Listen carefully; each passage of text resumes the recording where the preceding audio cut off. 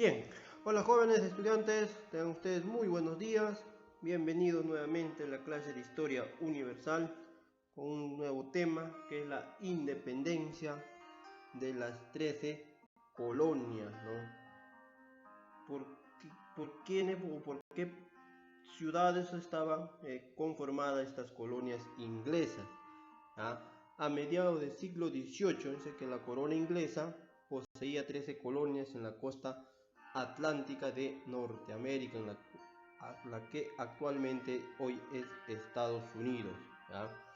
Las 13 colonias americanas que se independizan de Gran Bretaña, o sea, de Inglaterra. ¿Cuáles son esas 13 colonias?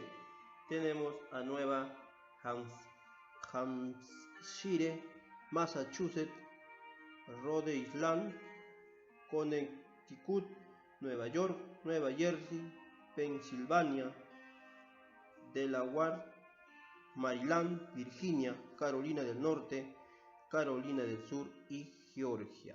Son las 13 colonias inglesas. Muy bien, ahora veamos cómo eran esas colonias. Esas colonias pues eran un grupo de personas cultas y de credo protestantes, ¿no? De diferentes religiones, ¿ya? Que habían salido de Inglaterra perseguidas por los ingleses, ¿no? Quienes por su espíritu laborioso y la riqueza del territorio lograron pues adaptarse a nuevos cambios y así pronto desarrollarse económicamente, ¿ya? Estas colonias pues tenían un gobierno propio, cada colonia, ¿no? Eran elegidos por los colonos mismos que administraban sus asuntos internos, ¿ya? Las colonias gozaban de una autonomía económica, ¿no? En la cual pues las colonias del norte se dedicaron al comercio y las colonias del sur a la agricultura, ¿no? Ellos pues cultivaron el arroz, el tabaco, el algodón.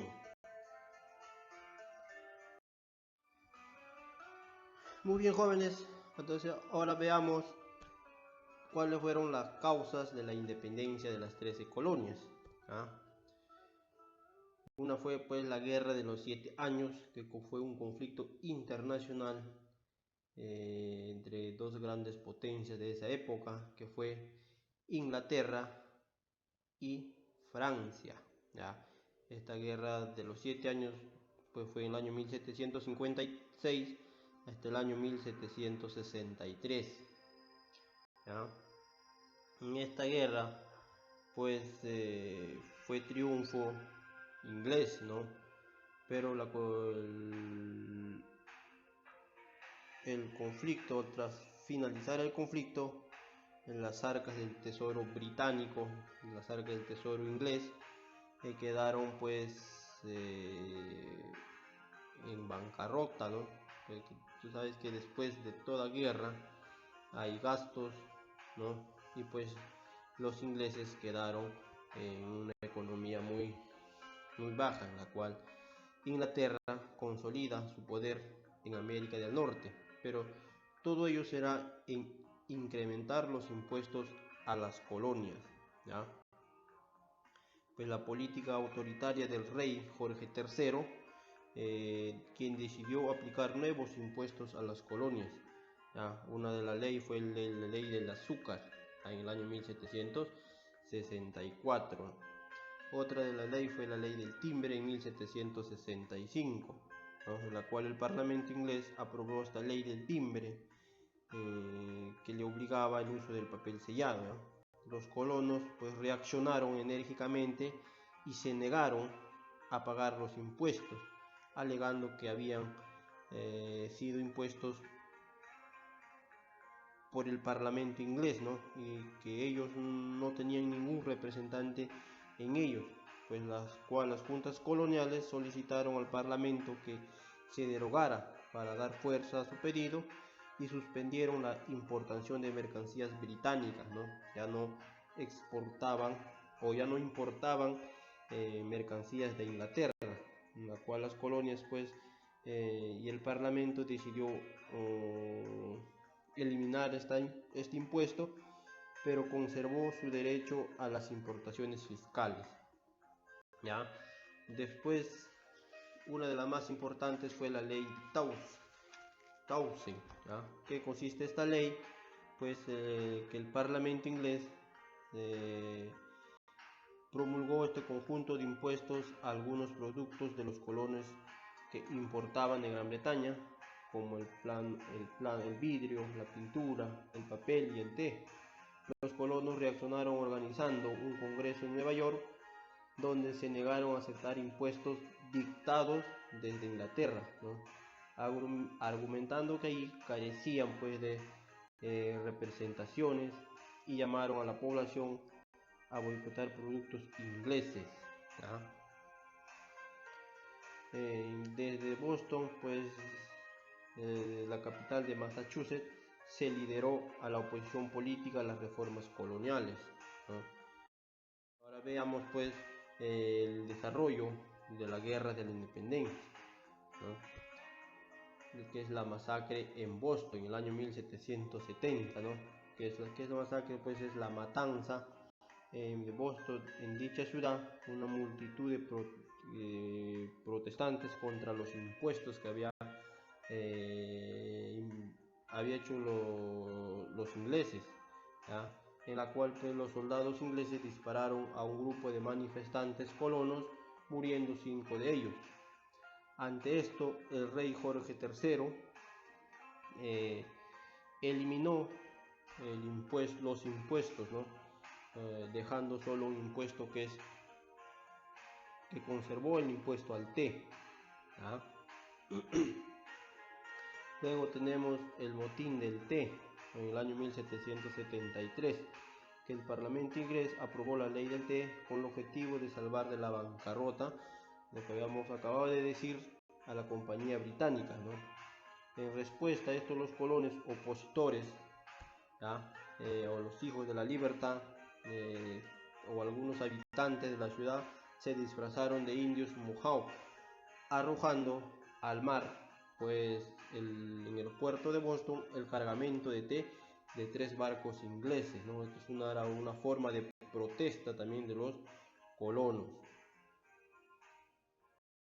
Luego tenemos el primer Congreso de Filadelfia en el año 1774. ¿Ya? El primer congreso, en la cual convocados por una junta colonial de Virginia en septiembre de ese año, ¿no? La mayoría de los representantes no eran separatistas, ¿no? Con la representación de cada colonia, ¿no? Solicitan a Inglaterra la abolición, o sea, la eliminación de todos los impuestos decretados. ¿Ya? Entonces, el rey Jorge III respondió a las decisiones del Congreso con una proclama con la que calificaba de traidores y criminales a todos los dirigentes políticos americanos, ¿no? En la cual pues el rey, contrariamente a lo esperado, reclutó mercenarios para enviarlos contra los colonos.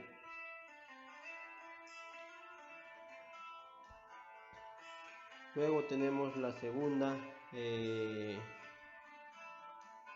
segundo Congreso de Filadelfia en el año 1776, ¿no? Pues acá ya con la participación de todas las colonias, ¿no?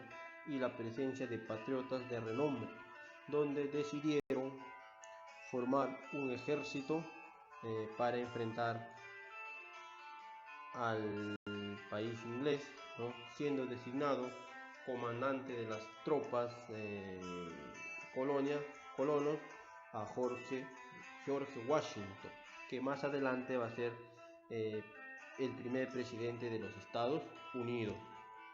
En este mismo Congreso se suscribe el acta del 4 de julio, acta de la independencia de las 13 colonias, la cual fue redactada por Thomas Jefferson y corregida por John Adams y Benjamin Franklin.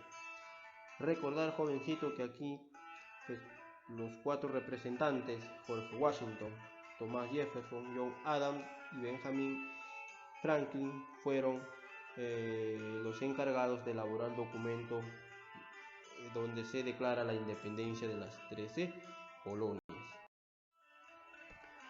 Bien, logrando todo esto, pues un tratado de paz o el tratado de París, ¿ya?